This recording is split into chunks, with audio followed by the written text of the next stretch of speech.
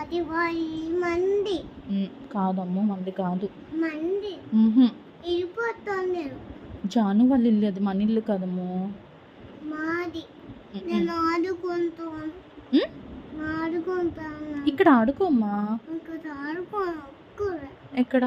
అక్కడ చుట్టాలు ఏం చేయదు. వద్దు, అయినా కూడా వద్దు. చుట్టాలు ఏం చేయదు.